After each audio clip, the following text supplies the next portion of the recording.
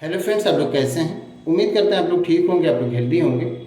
फिर से क्वेश्चन किया गया है फोटोसिंथेसिस के बारे में, और ये क्वेश्चन इससे पहले भी किया जा चुका था, लेकिन कुछ कन्फ्यूज़न बाकी रह गया था, तो उसी के बारे में ये वीडियो है।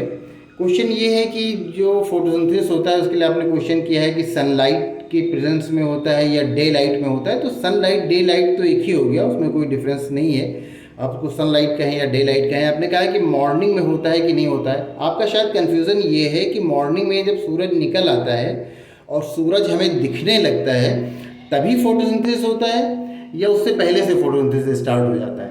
तो जब हमें सूरज दिखने लगता है उससे पहले ही सूरज की किरणें ज़मीन पर आने लगती हैं और तभी उससे सुबह होने लगती है। तो जब भी सूरज की किरणें ज़मीन पर आती हैं तो फोटोसिंथेसिस कहीं ना कहीं थोड़ा बहुत स्टार्ट हो जाता है। फिर जैसे सूरज की किरणें तेज़ होती रहती हैं वैसे फोटोसिंथेसिस का रेट बढ़ता रहता है, और जब सूरज पूरी तरह से चमकने लगता है और फिर दोपहर हो जाती है और फिर उसके बाद सूरज काफ़ी तेज रहती है उसकी रोशनी, और तब फोटोसिंथेसिस का रेट बढ़ जाता है। तो फोटोसिंथेसिस के लिए जो लाइट होती है, सनलाइट है, वो जब हल्की होगी तो फोटोसिंथेसिस का रेट डाउन होगा, लेकिन फोटोसिंथेसिस होगा।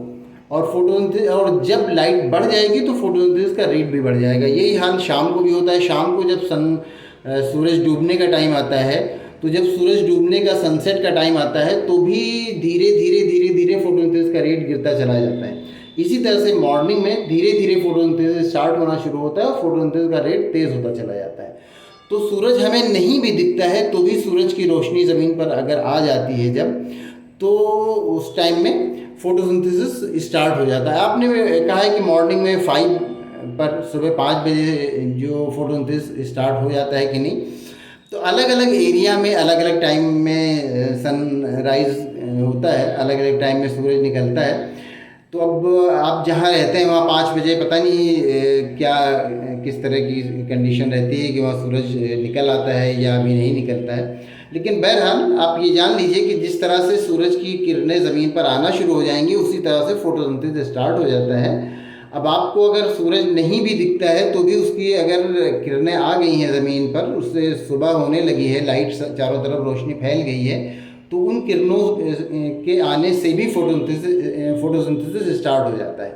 और जैसे जैसे सूरज तेज होता जाएगा तो फोटोसिंथेसिस का रेट भी बढ़ता जाता है। फोटोसिंथेसिस सनलाइट के अलावा दूसरी चीज़ों पर भी डिपेंड करता है कि कार्बन डाइऑक्साइड और वाटर की प्रेजेंस, ये सारी कुछ ज़रूरी है। लेकिन फोटोसिंथेसिस के लिए आपको लाइट के मामले में कन्फ्यूज़न है, तो आप लाइट के मामले में जिस जिस तरह से सनलाइट रहेगी उसी तरह से फोटोसिंथेसिस होगा। कम सनलाइट होगी तो फोटोसिंथेसिस का रेट डाउन रहेगा, ज़्यादा सनलाइट रहेगी, तेज़ रहेगी, तो फोटोसिंथेसिस का रेट भी तेज़ रहेगा। इसी तरह से बरसात के मौसम में, बदली के दिनों में, अगर जब बदली होती है उस वक्त सूरज पूरी तरह से नहीं चमक रहा होता तो उस वक्त भी फोटोसिंथेसिस का रेट गिर जाता है।